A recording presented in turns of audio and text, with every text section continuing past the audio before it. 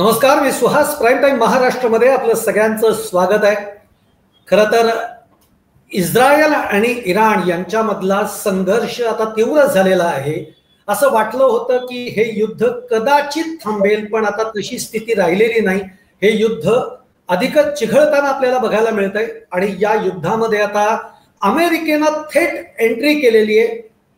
एवढंच नाही तर अमेरिकेनं हा दावा सुद्धा केलाय. म्हणजे काल जेव्हा त्यांनी इराणवर जेव्हा हल्ले केले, मिसाईल हल्ले केले, या हल्ल्यामध्ये इराणमध्ये ज्या पद्धतीचं आण्विक काही कार्यक्रम सुरू आहे त्या प्रकल्पावरच हे हल्ले करण्यात आलेत असा दावा अमेरिकेनं केलेला आहे.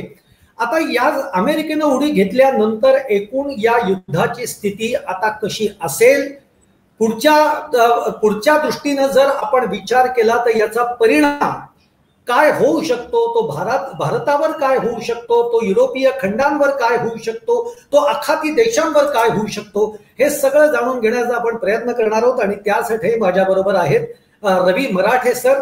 रवी मराठे सर हे आंतरराष्ट्रीय घडामोडींचे अभ्यासक आहेत, ते तज्ज्ञ आहेत. एवढंच नाही तर इस्रायलमध्ये काही एक वर्ष त्यांनी काम केलेलं आहे. नुसतं कामच केलेलं नाही तर संरक्षण क्षेत्राशी निगडित अशा कंपनी बरोबर त्यांनी काम केलेलं आहे.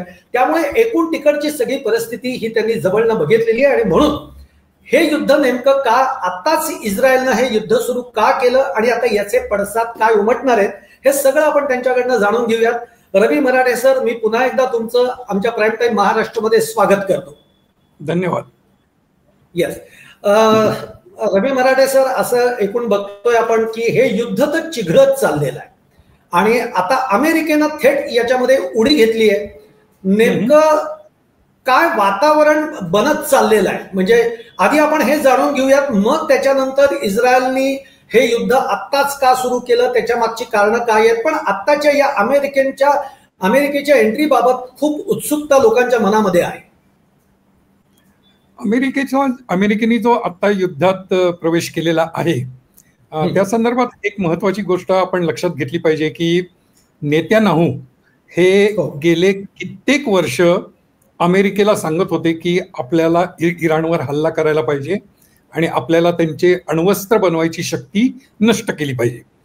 आता असं झालं की स्वतः ट्रम्प त्यांच्या पहिल्या टर्ममध्ये किंवा त्यानंतर बायडेन जे होते त्याला इंग्लिशमध्ये एक असा डोव म्हणजे कबूतर म्हणजे शांततेचं असं प्रतीक असं त्यांचं एक प्रतिमा होती आणि त्यांच्या भूमिका होत्या. आता पहिला आहे ट्रम्पची दुसरी बारी, म्हणजे ही पहिल्यांदी अमेरिकेचा एक राष्ट्राध्यक्ष आलेला आहे की जो त्या पद्धतीचा नाहीये आणि तो अटॅकिंग आहे, तो अग्रेसिव्ह आहे. आता गंमत अशी झाली की ट्रम्पनी हे जो प्रवेश केला किंवा अमेरिकेने उडी घेतली यातली कितपत त्यांना खरोखर करायची होती आणि कितपत त्यांना भाग पाडली गेली, हा यातला एक औत्सुक्याचा मुद्दा आहे. आणि याचं कारण तुम्हाला सांगतो. याचं कारण असं आहे की नेत्यानाहू गेले कमीत कमी 6 महिने ट्रम्प राष्ट्राध्यक्ष झाल्यापासून त्यांच्या मागं लागले होते की आपण आता हल्ला करायला पाहिजे आणि इराणची ही अण्वस्त्र बनवायची जी शक्ती आहे ती नष्ट करायला पाहिजे. आणि त्यासाठी इस्रायलनी पण स्वतःची पूर्ण तयारी केली होती. आता इस्रायलनी ही जी तयारी केली ती आत्ता का केली ह्याच्या मागं एक महत्वाचं कारण असं आहे की म्हणजे मला असं म्हणायचं आहे की इस्रायल हे हल्ला करायच्या मनस्थितीत आत्ता होतं का पूर्वीपासून होतं? तर पूर्वीपासून होतं. पण पूर्वी एक ज्याला इंग्लिशमध्ये डिटरंट म्हणतात तो डिटरंट होता. आणि तो महत्वाचा डिटरंट म्हणजे इराणनी इस्रायलच्या सीमेवर जे वेगवेगळे शत्रू होते इस्रायलचे त्यांना खूप शक्तिमान बनवलं होतं. उदाहरणार्थ एका बाजूला हमास, एका बाजूला उत्तरेला लेबननमध्ये हेजबोल्ला, त्यानंतर सिरियामध्ये असर होते त्यामुळे त्यांचे असद होते, त्यामुळे ती सबंध भूमी त्यांना सगळे शस्त्रास्त्र आणि रसद ही पोचवायला त्यांना वापरता यायची. आणि असद हे देखील इराणच्या बाजूचे होते त्यामुळे आणि त्यानंतर हौदी लोक ते संबंध ते शिपिंगचं नेटवर्कवर हल्ला करतात. तर हे सगळे जे इराणचे जे अलाईज होते किंवा इराणचे मित्र असं म्हणता येईल ते खूप सबळ होते. गेल्या ऑक्टोबरमध्ये हमासनी जेव्हा हल्ला केला त्यानंतर काय झालं, इस्रायलनी एक एक हे सगळे जे इराणचे मित्र होते त्यांना संपवायचा विडा उचलला, त्यांना अगदी दुर्बळ बनवलं. उदाहरणार्थ तुम्हाला माहितीच आहे की हेजबोल्लाचे 3500 पेजर एक्सप्लोजन त्यांनी एका मिनिटात कढून आणलं आणि हमासला तर त्यांनी गाझा पट्टीमध्ये जवळजवळ संपून टाकलंय. आता हे त्यामुळं कसं झालं की इस्रायलला एक असं लक्षात आलं, ताकद आली त्यांच्याकडे की आता जर आपण हल्ला केला तर आपल्याला बाकीच्यांपासून आता भीती नाही, हमासपासून भीती नाही, हेजबोल्लापासून भीती नाही, सिरियामध्ये असद गेले, त्यामुळं ते ट्रम्पच्या मागे लागले. ते आता कमिंग बॅक टू आत्ताचा अमेरिकेचा प्रवेश, इस्रायल अमेरिकेच्या मागे लागला तर की आपण हल्ला करायला पाहिजे, पण ट्रम्प तेवढे काही तयार नव्हते. पण इस्रायलनी काय केलं, इस्रायलनी एकतर्फी हल्ला करायची तयारी केली आणि त्याप्रमाणे 12 जूनला त्यांनी तो हल्ला केला. आता हे हल्ला करणार हे ट्रम्पना 12 जूनच्या आदल्याच दिवशी व्हाईट हाऊसमध्ये त्यांची जी मीटिंग झाली त्यामध्ये CIA जे डायरेक्टर आहेत चीफ, त्यांनी ट्रम्पना कल्पना दिली होती की उद्या हा हल्ला इस्रायल करणार आहे. आता ट्रम्पना जेव्हा ही कल्पना आली त्यावेळेला त्यांना फक्त ते वाट पाहत होते की या हल्ल्यामध्ये इस्रायल कितपत यशस्वी होत आहे. आणि तुम्ही जर पाहिलं तर एक शेवटी ट्रम्प हे राजकारणी आहेत आणि त्यांना त्यांचं स्वतःचं एक इमेज एक वगैरे याच्या संदर्भात खूप मोठा स्वतःचा एक त्यांचं एक टिपिकल राजकारणाला जसं माझी इमेज चांगली बनवायला पाहिजे, चांगली राहायला पाहिजे, स्ट्रॉंग लीडर म्हणून मानलं गेलं पाहिजे, हे त्यांची पण इच्छा आहे. जेव्हा इस्रायलचा हल्ला यशस्वी होतोय असं दिसलं तेव्हा ट्रम्पची भूमिका बदलली. तेव्हा त्यांच्या लक्षात आलं की आता मात्र जर आपण काही केलं नाही तर इस्रायल तर खूप यशस्वी होत आहे आणि आपल्याला तर याच्यात काही क्रेडिट मिळत नाही. म्हणून मग ट्रम्पची अधिकृत स्टेटमेंट आहे की या ह्याच्यात मी मागणं मदत केली ती, छुपी मदत केली ती वगैरे. तर त्यामुळं अमेरिकेला आत्ता भाग पाडलं गेलं. नेत्यानाहूंनी स्वतः एकतर्फी हल्ला करून आणि तो जवळजवळ यशस्वी ठरवून अमेरिकेला प्रवेश करायला भाग पाडलं. बर, निश्चित. जसं आता तुम्ही म्हणताय की त्यांनी इराणचे जे काही मित्र देश आहेत म्हणजे हमास सारखी जो हे आहे भाग आहे की ज्यांना त्यांनी रसद पुरवली, बळ दिलं आणि ही अनंत कारण आहेत. त्याच्याबरोबर सर एक कारण असंही बोललं जात आहे, जे काही अभ्यासक आहेत यातले, की ते म्हणजे इराणमध्ये जी खोमेनींची सत्ता आहे ही सत्ता इस्रायलला नकोय, इव्हन अमेरिकेलाही नकोय. अमेरिकेला तर आपला कोणीतरी तिथे भावला आणून बसवणं ही तर अमेरिकेची त्याच्या मागची भूमिका आहे. त्यामुळे खोमेनींची सत्ता नको, तिथं लोकशाही नांदली पाहिजे, अशा पद्धतीची एक भूमिका यामागे आहे, असं काही आहे? असं म्हणणं थोडंसं धैर्याचं ठरेल, धारिष्ठतेचं ठरेल. याचं कारण तुम्हाला सांगतो की एक निर्विवाद की खमेनींच्या बद्दल काही अमेरिकेला बिलकुल प्रेम नाही, हे निर्विवाद. पण याचा अर्थ खमेनींचा रेजिम चेंज करून त्या ठिकाणी लोकशाहीला जवळपास असणारं एखादं सरकार तिथं आणावं अशी इच्छा असं काही अमेरिकेला आता वाटतंय असं मानण्यात काही अर्थ नाही. याचं कारण असं आहे की गेले 20-25 वर्षात जे अरब राष्ट्रामध्ये वेगवेगळी जी सरकारं बदलली, उदाहरणार्थ इजिप्त, इराकमध्ये तर स्वतः अमेरिकेने आक्रमण करून बदललं. पण त्यांच्या अमेरिकेच्या एक लक्षात आलंय की लोकशाही रुजवणं हे अरब देशात, अरब संस्कृतीत अत्यंत अवघड आहे. आणि त्यामुळे मला वाटत नाही की गेल्या 25 वर्षाच्या अनुभवानंतर लोकशाही सरकार असावं म्हणून काही ते करतायत असं नाही. एक नक्की खमेनी त्यांच्याबद्दल त्यांना नको, कारण तुम्ही जर इराणमधले त्या खमेनींचे जे सरमन असायचे शुक्रवारी वगैरे ते शेवटी धर्मगुरू आहेत.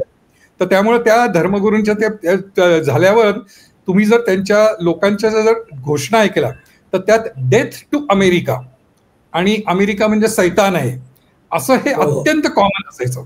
आणि ते अमेरिकेला मात्र खूपच मनाला लागायचं की डेथ टू अमेरिका असं एखादं राष्ट्र सतत घोषणा देतं आणि आपण काही करू शकत नाही.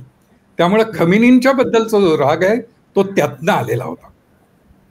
तो त्यातनं आलेला आहे. नाही, मी हा प्रश्न विचारण्यामागचं कारण असं आहे, कारण अशी एक चर्चा पण आहे. आणि एक ट्विट मी तुम्हाला सांगतो, म्हणजे इराणमध्ये शाह रजाक पहलवी हे बादशाह होते तिथले, आणि नंतर ते तिकडनं नंतर पळून गेले. त्यांचा मुलगा अमेरिकेमध्ये आहे, आणि त्यांनी एक ट्विट मधल्या काळामध्ये केलेलं आहे इराणच्या दृष्टीनं की आता मी येतो आहे आणि एक लोकशाही देश किंवा राज्य आपण तिथे प्रस्थापित करूयात, अशा पद्धतीचं काही ट्विट त्यांनी केलेलं आहे.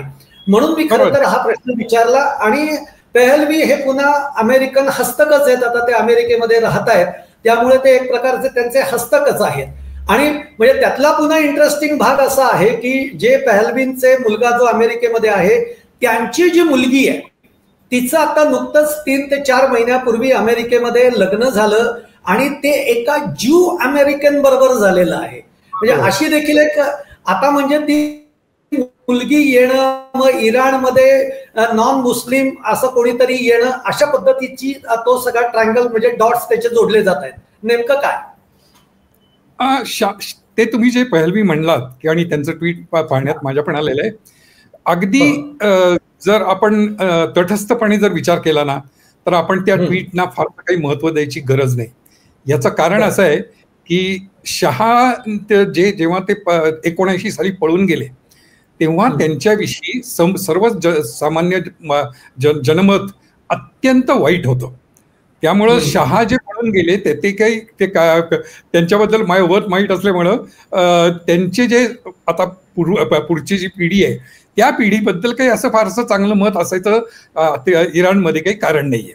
आणि किंवा शहानी गेल्या 25 वर्षात, गेल्या 20 वर्षात काही सतत राजकीय विधानं केली आहेत का, किंवा सतत खमेनींच्या विरुद्ध काही बोललेत का, राजकीय नेतृत्व ते देऊ शकतील अशा रीतीने त्यांनी काही विधानं, त्यांची काही भूमिका या मांडल्यात का, हे जर तुम्ही पाहिलं तर त्याच्या बाबतीत त्यांनी काहीच केलेलं नाही. केवळ आता खमेनी जाऊ शकतील असं जेव्हा नजरेस आलं तेव्हा त्यांनी पटकन थोडी एक ट्विट करून उडी मारायचा प्रयत्न केला, एवढाच त्याचा अर्थ आहे. त्यांनी त्यांना फारसं काही महत्व द्यायचं वाटत नाही. ओके सर, तुम्ही मगाशी म्हणजे अमेरिकेनं यामध्ये का उडी घेतली असेल किंवा का उडी घेतली याचं जे एक कारण सांगितलं, त्याच्याबरोबर एक कारण असं सुद्धा आहे का की कारण अमेरिकेचं पहिल्यापासूनच जे धोरण राहिलेलं आहे इराणच्या संदर्भातलं असेल किंवा आखाती देशांच्या संदर्भातलं असेल, हे धोरण जर आपण बघितलं तर आज आपण इराणच्या बाजूने गेलो नाही तर गल्फ कंट्री मधले जे काही सगळा भाग आहे तो आपल्यावर नाराज होईल, अशी काही स्थिती या सगळ्या मागे इराणच्या याच्यामध्ये उडी घेण्यामध्ये आहे? नाही. आता एक त्यातला महत्वाचा भाग आपण लक्षात ठेवला पाहिजे, आणि तो म्हणजे शिया आणि सुन्नी यांच्यातले शतकानुशतका असलेले वैरभाव. ओके, यांच्यातला आता जे अरब स्टेट बाकीची आपण जी बोलतोय, उदाहरणार्थ UAE काय किंवा कतार काय किंवा बाकीचे हे जे तर हे सगळे सुन्नी आहेत, आणि इराण हा शिया आहे. आणि त्यामुळं या सुन्नी देशांना इराणनी काही मिडल ईस्टचं नेतृत्व करावं असं कधीच वाटत नव्हतं. त्यातला दुसरा एक भाग महत्वाचा आपण लक्षात ठेवला पाहिजे, आणि तो म्हणजे गेल्या काही वर्षात ट्रम्पच्या पहिल्या टर्मपासनं अमेरिकेनी इस्रायल आणि ही जी अरब राष्ट्र आहेत, उदाहरणार्थ सौदी अरेबिया किंवा UAE यांच्यातले संबंध निर्माण केले. त्यामुळं UAE काय किंवा सौदी अरेबिया काय यांचं इस्रायलचं एक जे कट्टर शत्रुत्व असं जे एक पूर्वी भूमिका होती ती आता नाही. त्याचं कारण दुसरं असं आहे की जे सौदी अरेबियाचे राजपुत्र आहेत, जे एका अर्थाने सर्वे सर्व आहेत, तर MBS त्यांचं नाव, तर त्यांनी आता आर्थिकदृष्ट्या आपलं मिडल ईस्ट कसं सबळ होईल या दिशेने सगळी पावलं टाकली आहेत. आणि त्यामुळं त्यांचा भर नवीन तंत्रज्ञान, नवीन इन्व्हेस्टमेंट वगैरे वगैरे कसे येतील याच्यावर आहे. त्यामुळं जसं दुबईनी एक आर्थिक प्रगती केली आणि एक जगासमोर एक उदाहरण ठेवलं दुबई किंवा UAEनी, सौदी अरेबियाला तसं करायचंय. आता ह्या सगळ्या त्यांच्या आर्थिक नीतीमध्ये टेक्नॉलॉजिकल इंटरडिपेंडन्स, इकॉनॉमिक इंटरडिपेंडन्स हा जो आहे, तर त्याच्यामुळं त्यांना काही इराणविषयी प्रेम नाही. त्यामुळं इराण इराण एका बाजूला जर समजा त्या इराणवर आक्रमण होत आहे किंवा ते मार खात आहेत असं जर दिसलं असेल तर या दोषाला काही उघडपणे ते काय म्हणणार नाहीत, कारण ते शेवटी त्यांच्या धर्माचे आहेत. पण ते सुन्नी असल्यामुळं त्यांना काही त्यातनं फार वाईट वाटायचं कारण नाहीये. त्यामुळे आता जर पाहिलं तर इराण त्या अर्थाने एकटं पडलेलं आहे. आता तुम्ही पाहिलं कुठल्याही मिडल ईस्ट देशांनी असं फार मोठा काही आवाज उठवलेला नाही या आक्रमणाविरुद्ध. पण आजची जी एक बातमी आहे की जसं इकडे अमेरिका इस्रायलच्या बाजूने उतरतीये तसं चीन आणि रशिया हे इराणच्या बाजूने आहेत, असं काही आहे? रशिया आहे हे आहे, कारण आता कसं आहे मी तुम्हाला एक त्यातलं साधं उदाहरण देतो. आता हे युरेनियम एनरिचमेंट जी झाली आणि ते जे एनरिच केलेलं जे केमिकल किंवा पाणी वॉटर म्हणा, तर त्याचं मेंटेनन्स वगैरे त्याला रशियाचे तज्ज्ञ मदत करतात इराणला. आणि गेल्या 3 दिवसात असं घडलं की रशियाचे तज्ज्ञ आत्ता तिथं ऍक्टिव्ह आहेत. तर रशियानी एक बॅक चॅनल मधनं इस्रायलला आणि अमेरिकेला एक मेसेज पाठवला की आमचे तज्ज्ञ अमुक ठिकाणी आता काम करतायत, तर तुम्ही कृपया तिथं हल्ला करू नका, किंवा हल्ला केला तर आम्हाला अगोदर सांगा, म्हणजे आमची तज्ज्ञ आम्ही तिथनं नेऊ, बाजूला नेऊ. थोडक्यात काय, रशियाचा इराणला मदत आहे का? हो आहे. पण रशियाची मदत असली तरी आता रशिया प्रत्यक्ष ह्याच्यात पुढे जाऊन युद्धात मदत करेल का? शक्यता जवळजवळ नाही. आणि याचं कारण रशियाचं अडकलेलं पाऊल युक्रेनमधलं. युक्रेनमध्ये रशियाने गेल्या 1.5-2 वर्षात जे युद्ध केलंय त्यात रशियाची जी मनुष्यहानी झालेली आहे, आणि एक नाही म्हणलं तरी युक्रेन सारख्या छोट्या देशांनी रशियासारख्या बलाढ्य देशाला जी टक्कर दिलेली आहे, त्यामुळं रशियाचं एक थोडीशी इमेज पण थोडीशी हे झालेली आहे, कमी झालेली आहे. आणि त्यामुळे रशियाला आता तो युक्रेन मधला पाय सोडवून परत आणखीन एक प्रॉब्लेम स्वतःवर ओढून घ्यायचा ही शक्यता जवळजवळ नाही. त्यामुळे रशियानी त्यांची तंत्रज्ञान ते इराणला त्यांनी मदत केली आहे. त्यामुळे काय म्हणायचं थोडंफार आवाज करतील ते, पण त्याच्या पलीकडे ते काय करणार नाही. चायनाच्या बाबतीत चायनाचं बोला बोला बोला बोला नाही चायनाच्या बाबतीत जर तुम्ही पाहिलं तर चायनाचा एक महत्वाचा भाग असतो चायनाचा नेहमी की त्यांचे आर्थिक संबंध. आता ते आर्थिक संबंध जर तिथं कुठल्याही प्रकारे जर ते एफेक्ट होत असतील तर ते स्वतःला त्यापासून दूर ठेवतात. आता इराणमध्ये त्यांची इन्व्हेस्टमेंट आहे चायनाची वगैरे मान्य आहे, पण एवढं काही त्यांचं स्टेक नाही आहेत की ज्याच्यामुळे त्यांनी सर्व सोडून इराणला मदत करावी. आणि दुसरा भाग पण आपण लक्षात ठेवला पाहिजे की चायना आणि इराणमध्ये भौगोलिक पण अंतर आहे, त्यामुळे अशी काही मदत करणं ही काही इझी त्यांना नक्कीच नाहीये. बरोबर आहे. बरं, एक म्हणजे काल जेव्हा अमेरिकेनं यामध्ये थेट उडी घेतली, इराणवर त्यांनी हल्ला केला, यानंतर अमेरिकेमध्ये आता निदर्शनं सुरू झाली आहेत असं ऐकून होतं, म्हणजे ट्रम्प यांच्या विरोधामध्ये. ट्रम्प यांच्या विरोधात निदर्शनं जर असतील तर ती प्रत्यक्ष पर्टिक्युलरली काही इराणविषयी आहेत असं मानायचं कारण नाही. म्हणजे ही निदर्शनं गेली काही महिने चालू आहेत आणि त्याची वेगवेगळी कारणं आहेत. उदाहरणार्थ ट्रम्प यांनी इमिग्रेशन विषयी जी कडक भूमिका घेतली आहे किंवा त्यांची एकंदरीत धोरणं आणि एकंदरीत वागणं हे एक हुकुमशहा म्हणता येईल अशा प्रकारचं आहे. त्यांनी इमर्जन्सी डिक्लेअर करून सगळे अधिकार स्वतःकडे घेतले की जी इमर्जन्सी डिक्लेअर करणं हे रेअरेस्ट ऑफ रेअर असं समजलं जायचं, तर त्यांनी टूल वापरून आता सगळे अधिकार स्वतःकडे घेतलेत. आता या क्षणी कुठल्याही निर्णयासाठी ते काँग्रेसकडे जात नाहीत किंवा सिनेटकडे जात नाहीत. म्हणजे ते थोडक्यात आता हुकुमशहासारखे वागतात असं लोकांचं म्हणणं आहे. तर त्यामुळं ते निदर्शनं ही वेगवेगळ्या त्या कारणामुळे आहेत. सर, या युद्धातून आखाती देशांचा जो नकाशा आहे तो बदलेल किंवा एखादा नवीन देश निर्माण होईल किंवा काही रचना बदलतील अशी काही शक्यता? नकाशा बदलेल अशी शक्यता नाही, पण त्यातला एक जर शक्यता म्हणूनच विचार केला जर बोलायचं झालं तर समजा खमेनी तिथनं गेले आणि खमेनी रेजिम जर उलथून पडलं तर त्या ठिकाणी एक असं आहे की पोकळी निर्माण होऊ शकते. आता ही पोकळी निर्माण झाली तर इराणमध्ये एक आपण महत्वाचा मुद्दा लक्षात घेतला पाहिजे की इराणमध्ये 3-4 वेगवेगळ्या एथनिक कम्युनिटी आहेत. जर तुम्ही इराणच्या पूर्वेला पाहिलं तर सगळं बलुची कम्युनिटी आहे, त्यानंतर ओरिजिनल तिथं पर्शियन कम्युनिटी आहे, त्यानंतर कुर्ड कम्युनिटी आहे. आणि हे जे कम्युनिटीतले जे एकमेकांचे काय म्हणायचं तक्रारी किंवा भांडणं ही तिथं वर्षानुवर्ष चालू आहेत. तर एक शक्यता अशी घडू शकते की त्या पोकळीतनं बलुचिस्तानवाले म्हणू शकतात की आम्हाला स्वायत्त पाहिजे, किंवा कुर्डवाले म्हणतील की आम्हाला स्वायत्त पाहिजे. त्यातनं जर काही घडलं तर एखाद्या तुम्ही म्हणता तसा नकाशा बदलला जाऊ शकतो.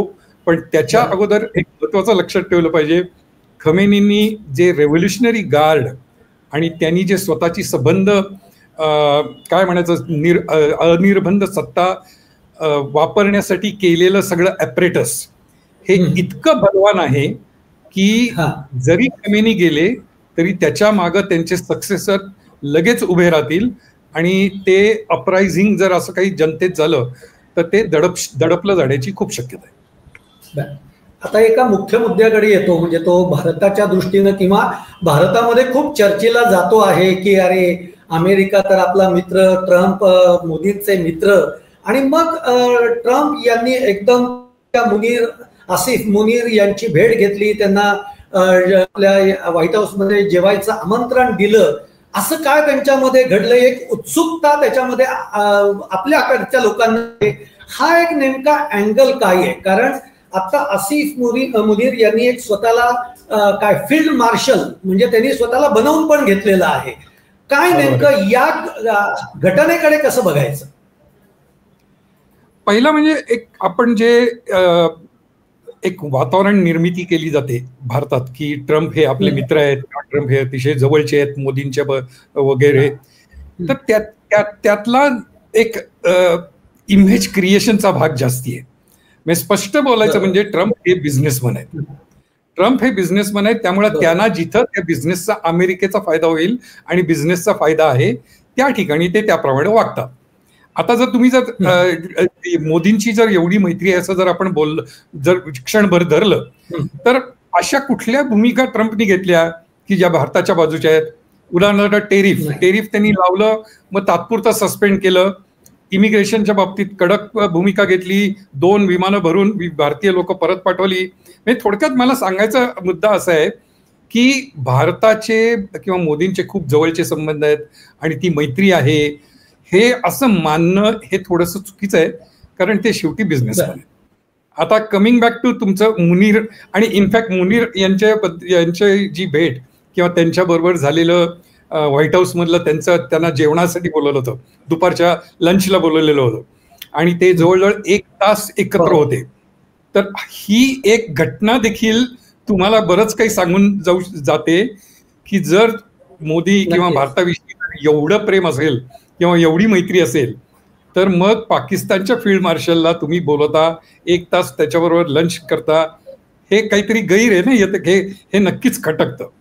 आता मुनीर यांच्याबद्दल असं म्हणलं जातं की त्यांची जे लंचला बोलवलं वगैरे त्याच्या मागं ज्याला आपण म्हणतो ना इंग्लिशमध्ये व्हील्स विदिन व्हील्स, तर तशा गोष्टी असण्याची शक्यता आहे.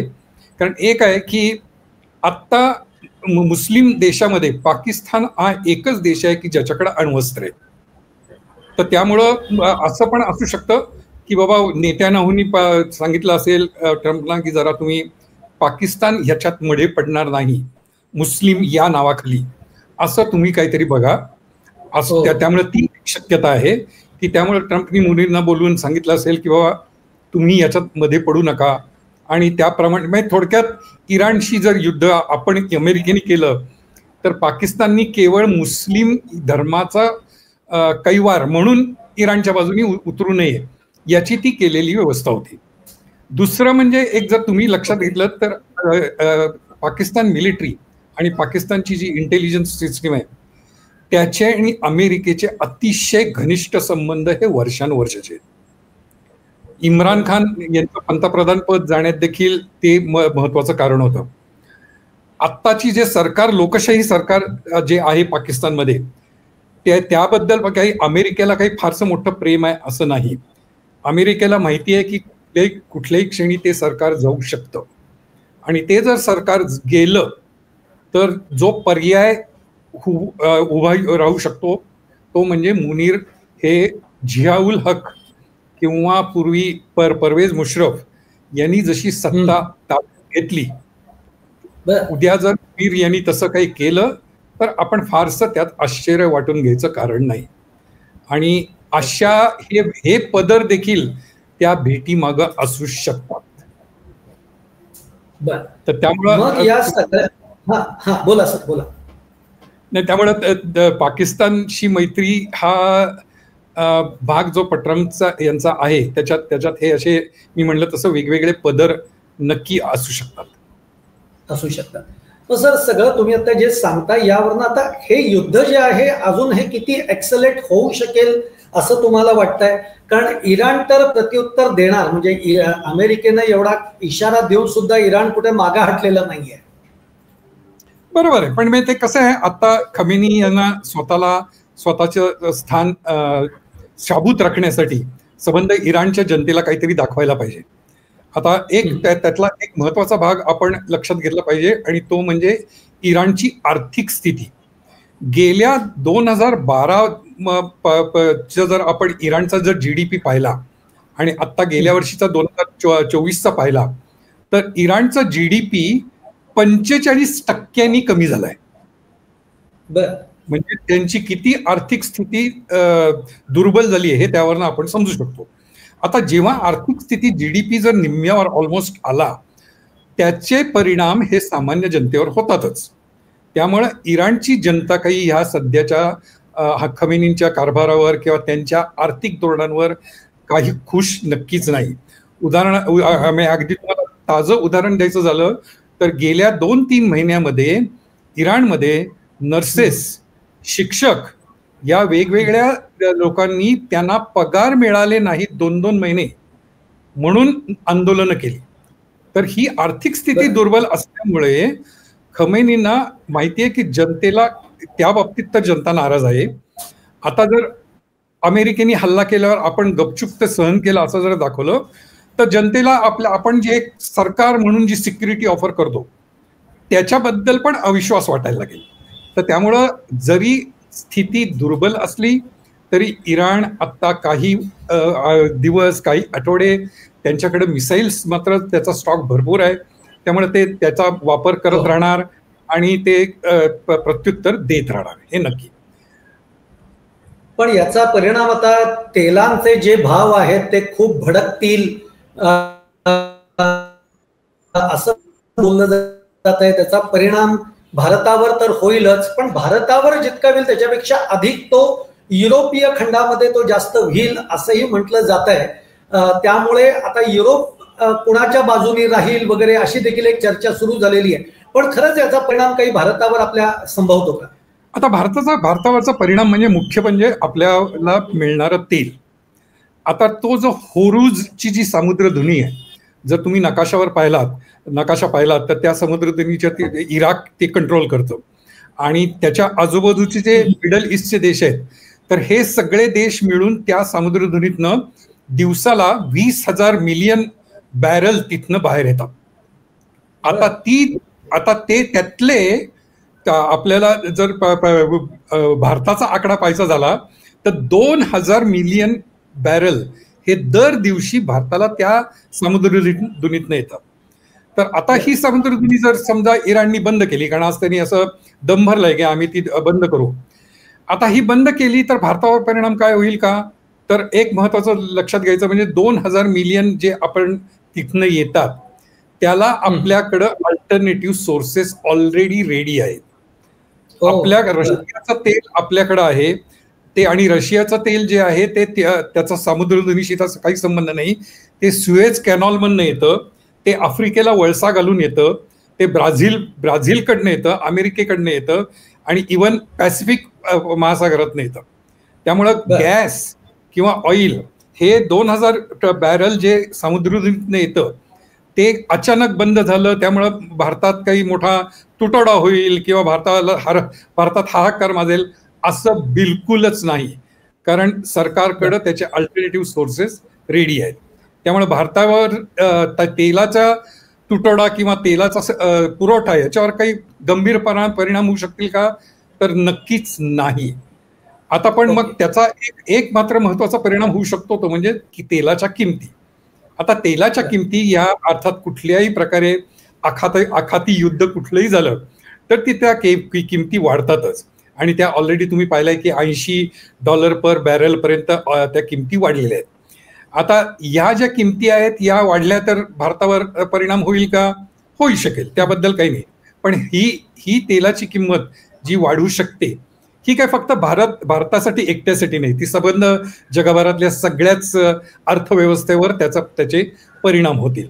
त्यामुळं केवळ पुरवठा पाहता भारतावर परिणाम जवळजवळ नाही, किमती पाहता त्या होऊ शकेल. पण त्याच्यात एक दुसरा मुद्दा एक आणखी आपण लक्षात ठेवला पाहिजे की ती सामुद्रधुनी जर इराणनी बंद केली तर याचा अर्थ त्यांचं स्वतःचं पण जे तेल ते एक्सपोर्ट करतात हे पण त्यांना करता येणार नाही. आणि आत्ता इराणची स्वतःची आर्थिक स्थिती नाजूक असल्यामुळे त्यांना स्वतःचं तेल एक्सपोर्ट करून जे मिळणारं चलन आहे ते जर त्यांनी बंद केलं तर त्यांच्या आर्थिक स्थितीवर आणखी वाईट परिणाम होतील. त्यामुळं इराणच्या दृष्टीने हे दुधारी हत्यार आहे. एका बाजूला त्यांना वाटतंय की बाबा समुद्रधुनी बंद केली तर तेलाचा काहीतरी प्रॉब्लेम होऊ शकतील, पण तो परिणाम त्यांना पण त्याचे भोगायला लागतील. निश्चित. या सगळ्यावरनं मला तर एक शेवटचा प्रश्न, म्हणजे आपण शेवटाकडे येऊया. ऑपरेशन सिंदूर नंतर साधारणतः आपल्या देशामध्ये असं बोललं गेलं, इव्हन काही तज्ज्ञही असं म्हणतात की भारताची किंवा मोदी सरकारची जी फॉरेन पॉलिसी आहे ही कुठेतरी चुकली आणि मग आपल्या बरोबर काही राष्ट्र उभी राहिली नाही राहिली, जी एक ती चर्चा घडली. पण आता या युद्धाच्या सगळ्या पार्श्वभूमीवर एकीकडे युक्रेनचं युद्ध आपण बघतो, आता हे इस्रायल इराण युद्ध आपण बघतो आहोत. पण असंही म्हटलं जात आहे, म्हणजे काही लोक असंही म्हणतायत की आज इराण बरोबरचे जे आपले संबंध आहेत हे म्हणजे कायम एका लेवलला राहिलेत. म्हणजे कधी ते ताणले गेलेले आहेत, कधी ते कमी पण झालेले आहेत, पण कायम एका टप्प्यावर ते राहिले, कधी टप्पा ओलांडला नाहीये. आणि आजही मोदी सरकारने तसे रिलेशन्स ते इराण बरोबर ठेवलेले आहेत. सौदी अरेबियाचा किंवा सौदी देशामध्ये गल्फ कंट्रीचा विचार केला तर सौदी आहे, अमिराती आहे, बहरीन आहे, कतार आहे, या सगळ्या आखाती देशांबरोबर सुद्धा आपले जे संबंध आहेत ते अतिशय उत्तम राहिलेले आहेत. अशा पद्धतीचं एक चित्र आपल्याला बघायला मिळतं. मुद्दा असा आहे की खरंच भारताची फॉरेन पॉलिसी ही येणाऱ्या संकटामध्ये आपल्याला तारणारी असेल का? आता थोडासा हा फार मोठा विषय आहे, म्हणजे खरं सांगायचं म्हणजे थोडक्यात सांगता येईल, उत्तर देता येईल असं नाहीये. मी त्याच्या फक्त 1-2 पैलूच तुम्हाला सांगतो, आणि त्यातला एक पैलू तुम्हीच बोलून दाखवलात की जर आपली फॉरेन पॉलिसी एवढी चांगली असती, पॉवरफुल असती, किंवा आपल्या देशांनी किंवा देशप्रमुखांनी वेगवेगळ्या देशांशी जर एवढे जवळचे संबंध निर्माण केले, अशी एक आपण इमेज आपल्या पुढे निर्माण केली गेली ती की सगळे राष्ट्राध्यक्ष जसे काही यांचे मित्रच आहेत अशा तऱ्हेची. आता ही इमेज कितपत खरी होती किंवा कितपत खरी आहे हे माझ्या मते ऑपरेशन सिंदूरमध्ये थोडंसं आपल्याला दिसलं, आणि आपल्याला अपेक्षा होती त्याप्रमाणे कुठलाही देश काही अधिकृतपणे आपल्या बाजूनी उभा राहिला नाही. तर त्यामुळं त्यात तो एक भाग तुम्ही आता बोलून दाखवलात तो खरा आहे. आणि दुसरा भाग जो आखाती देशांच्या संदर्भातला आहे तो देखील तो खरा आहे. आपण सुदैवाने त्यांच्याशी संबंध चांगले ठेवलेत. पण महत्वाचा भाग याच्यात असा आहे की आपलं जरी आपण एक देश 4थी largest economy 5th largest economy वगैरे जरी असली तरी जर पर कॅपिटा इन्कम आपण पाहिलं तर सर्व देशांना, सर्व प्रगतिशील देशांना माहिती आहे की आपली ताकद कुठपर्यंत आणि आपली उडी कुठपर्यंत. त्यामुळं त्याला थोडीशी एक लिमिटेशन आहे, हे आपण मान्य करायला पाहिजे. एक नक्की की त्या दिवशी आपली प्रगती सर्वांगाने होतीये, पण केवळ ती प्रगती होतीये म्हणजे आपण आत्ता जगात खूप वरच्या स्थानावर गेलोय किंवा आपल्याशिवाय पान हलत नाही किंवा आपल्याला सगळी लोक आपल्याला विचारून चालतात वगैरे, हे ज्या अशा ज्या गोष्टी पसरवल्या गेल्या विशेषतः सोशल मीडियातनं, त्या तितक्याशा खऱ्या नाहीत, हे आता मात्र गेल्या 3 महिन्यात सिद्ध झालेलं आहे. निश्चित. रवी सर, तुम्ही खरंच वेळ काढलात आणि एका या व्यापक विषयावर आपण कमी वेळात का होईना पण एक चांगली माहितीपूर्ण तुम्ही हे सगळं सांगितलं, आणि हे युद्ध नेमकं काय कशासाठी सुरू झालंय आणि याचे परिणाम काय होतील हे सगळं आपण याच्यातनं बघितलं. रवी मराठे सर, तुम्ही वेळात वेळ काढलात आणि आमच्या बरोबर संवाद साधला. हा, बोला ना, बोला. याच्यातनं एक इराणचं पुढं काय होऊ शकेल यातले 2 मुद्दे मात्र माझ्या मते आपण आता पटकन मी सांगतो, जास्ती वेळ घेत नाही. एक म्हणजे इराणनी जे आता जे एनरिच युरेनियम केलेलं होतं, काल ज्या 3 ठिकाणांवर हल्ला केला त्या ठिकाणी ते युरेनियम होतं की नाही याविषयी शंका आहे, आणि ते जर ते ऑलरेडी त्यांनी हलवलं असेल तर आता मात्र इराण अणुबॉम्ब करायच्या दृष्टीने फार वेगाने हालचाल करेल. हा एक मोठा आपण आता नजरेस आपल्याला डोक्यात ठेवायला पाहिजे, आणि तो मला फक्त तुम्हाला सांगायचा होता. Okay, thank you very much sir, तुम्ही वेळ दिलात त्याबद्दल. ओके, पुन्हा भेटूयात आपण, पण छान सविस्तर चर्चा झालेली. धन्यवाद.